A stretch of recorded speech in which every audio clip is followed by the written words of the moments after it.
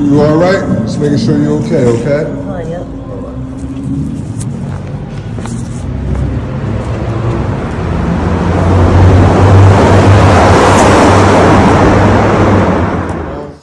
I probably blend in with the door, don't I? Yep, yes you do. Should we move over?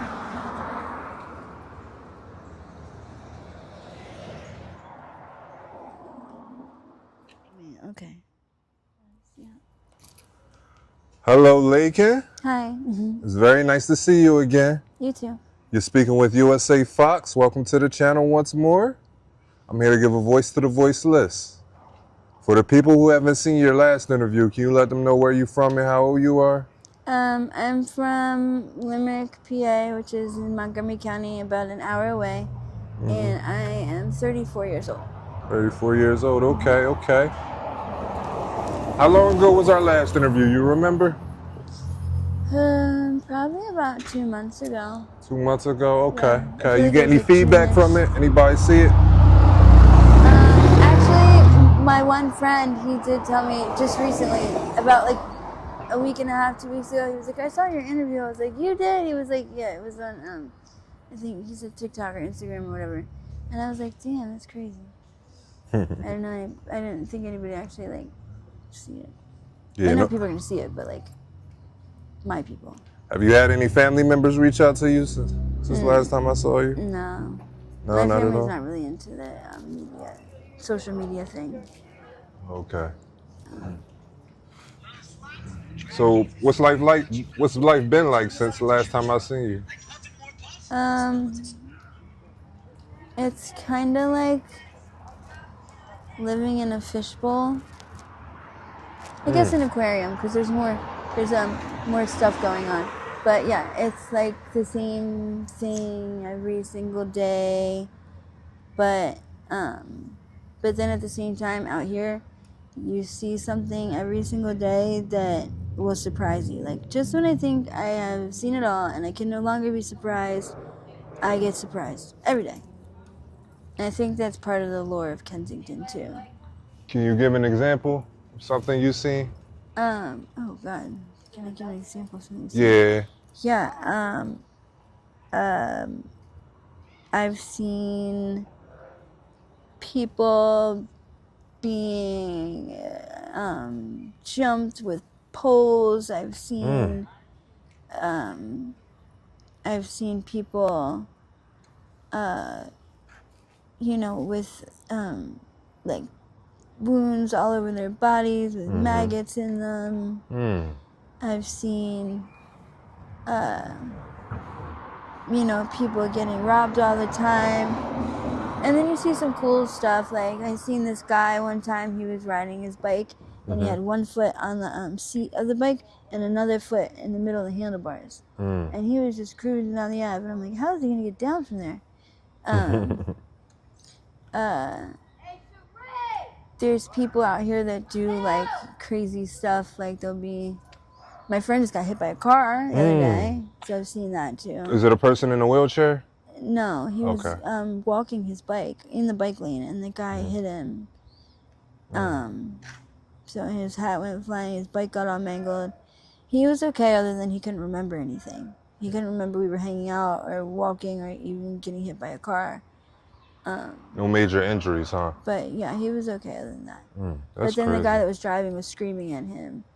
Like, after that guy hit him, he's screaming at him. Who's gonna fix my car? It's a 22 with 56,000 miles on it. You're not gonna fix it, and you're not gonna pay for that shit. Like, The who irony. hit him? Like, he was in the bike lane. You know? The irony. These people are crazy. People throwing glass Starbucks bottles at each other. I had a girl charge me with a pair of scissors, tell me if I didn't get the hell out of her way, she was gonna stab me. I was paying somebody the other day, and I had my money in my hand, and I was giving the dude $1, and a guy whizzed right behind me on a bike, plucked my money right out of my hand, and off he went. He got $27 off of me. He just took it from you, huh? That's crazy. It happened so fast I didn't even know what happened. I'm like, Did I drop it? Like, what? It's not like that back where you from, right? No, not at all. Not at all. I had another girl. She's a bully. Like, she's really bad. Like, I think everybody out here. She's probably one of the most disliked people out here. She went in my things. I was working. I was trapping, and the caseworkers were supposed to be watching my things, but they weren't, because she went into my things. She took my journal out of my bag, and she took my pink Sharpie marker, and she wrote her name in my journal, and she ran around showing everybody, look, she forgot to rip this page out. This is my journal. She stole my shit. Da-da-da-da. And she used that as an excuse to take most of my things. She barely left me with anything. And then, like, a week later, she was hovering over me as I was, like, going through my purse, and she plucked my money right out of my purse, and she wouldn't give it back. So the police were right across the street, and I don't, normally wouldn't run to them, but I'm not fucking with her anymore. Like, so I told her, too, I'm going over there to get them if you don't give my shit back. And she wouldn't give it back, so I went and I told them. She never gave it back? Well, they made her give it back. Oh, they made her give it back. I told them. She took my money, I want it back. That's good that they made her give it back, because I heard they don't do stuff sometimes. Yeah. Like, when crimes are committed, they don't act on it. Yeah, sometimes they don't. I seen a girl fighting with her man or whatever. They were right on the corner of Kensington and Allegheny, so like they're right here. A cop car is right here facing them, right? And they're fighting, screaming at each other, so I know he's watching. And he hauls off and punches her right in the face and walks away. And she runs up to the officer, to his car door, and she's like, you're just gonna let him hit me like that, though? Like, not even say or do anything? And he cracked his window and told her to get the fuck away from his car.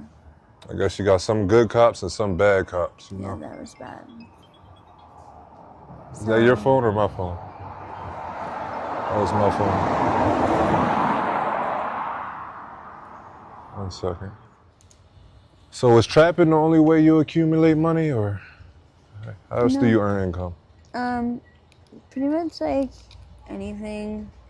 I've gone scrapping, I've gone trapping, I've tricked, I've done like going to work with like contractors and stuff and like painting or cleaning out houses. What's your go-to, trapping or trapping or tricking?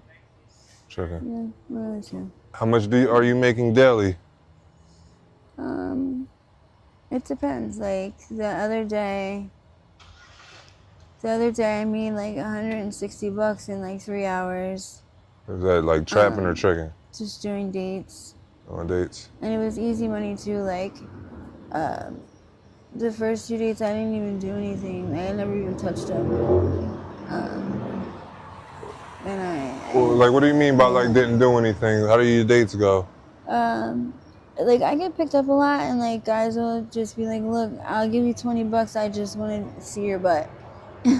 I'm serious. It happens a lot too.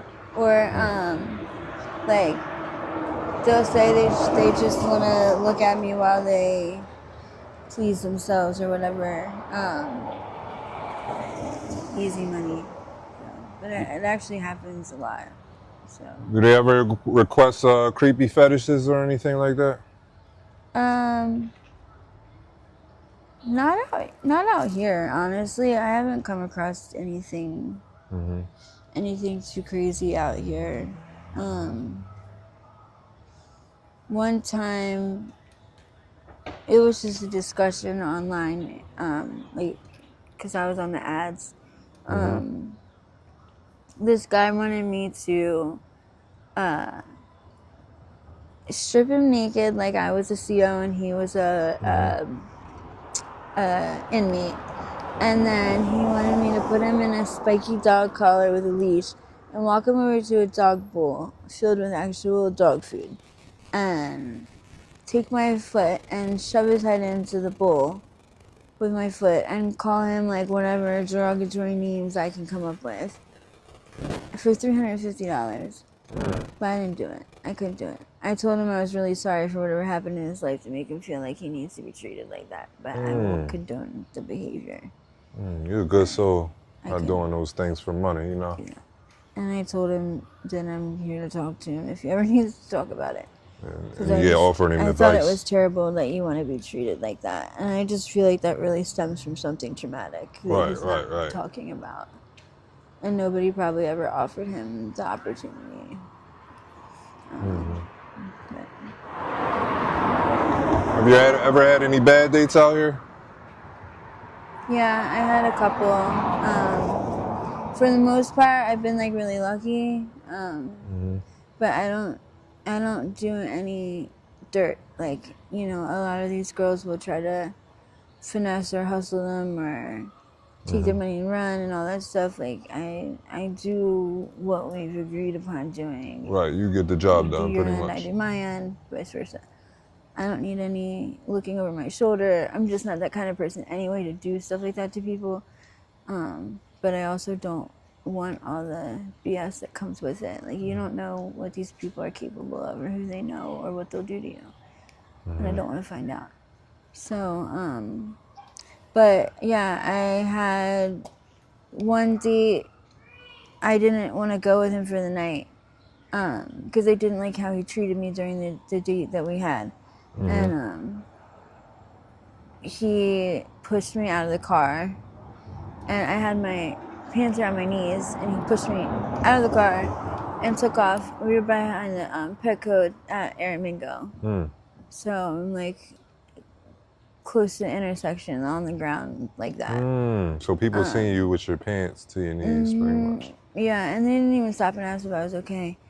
But not to mention all my shit was in his car. And I had just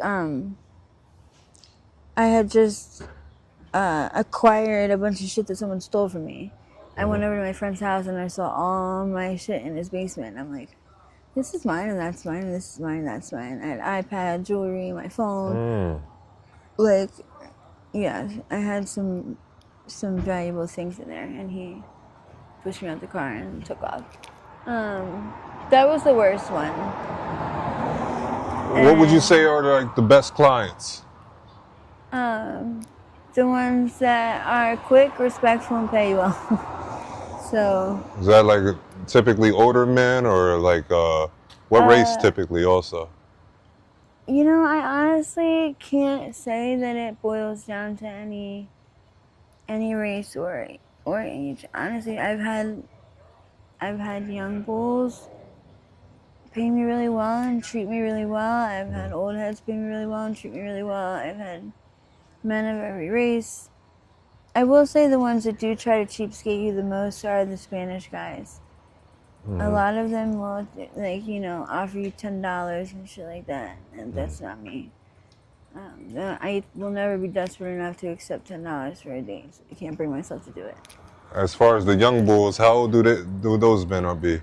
You would assume. I don't know, like 26, 25. They're like 10 years younger than me, so. How many dates do you normally come across daily? I mean, I get offered a lot of them, but I typically, like, I keep my habit really small, so I don't need a lot of money. But I get by with 2 dates a day. Okay. So you don't even like doing the dates at all? You don't like dating? No, I don't like it. It's the only thing that I like about it is that it's fast and fairly easy money. And like, there's not a point in time where I can't go make money. So another thing that I do like about it is that at any time of day, at any day of the week, I can walk out there and make money. Without fail. So. You carry a phone with you? I have a phone, yeah. You still put yourself up on them ads and stuff like that? No, I haven't been on the ads because I don't have like a solid place to do it, so. What's your living arrangements like? I have a friend that I stay with back here at Somerset, back on Frankfurt Ave. And I have another friend, like, if I want to get away from here, he has a spot in a hotel. He's been there for like 3 years in the same room, so. Do these like friends can stem always go from there. dating at all, or? No, they're people that I met out here that look out for me. Do they use drugs as well, or no? No, neither of them do. No, actually, which I like. Do they urge you to get clean? Try to get you sober? Yeah, I just got the lecture the other day from the one. So, yeah, I went to the hotel and he was giving me the lecture in the morning about, he's like, at least get off of the dope, if anything. Like, he's like, it's hard, you can like function and survive on that shit if you need to do something. He's like, but you gotta get off the dope, like, for real. And what would you say is stopping you and holding you back from getting clean? Fear and pain. Fear and pain. I'm scared, like, a little bit because people are really having a rough time getting off of this, and people are starting to die now, like from the withdrawal. So, my friend Amanda, she died back in September. Sorry for your loss. From the withdrawal, anywhere for 11 years, and she was a good person, but she had a heart attack and died withdrawing. And it supposedly happened to another person that I know recently. And both of them are young girls. They're in their early 30s, like me. It's just scary. And then, like, another fear I have is like I'll get clean and I'll get to a really good spot in my life fairly quickly, and then I'll fuck it up again. So it's like sometimes I just feel like, why even bother? But I know that that's not like a realistic thing that I need to live by. If you can make 3 wishes right now, what would they be? To get clean and sober and stay clean and sober. To be reunited with my kids. And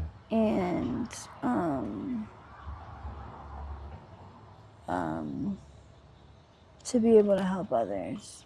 When you plan on making that move, I'm not sure how you plan on doing it. What is the plan, actually? I don't know. Like, when I think about what I'm gonna do in my head, I feel like I probably have to go to the hospital first.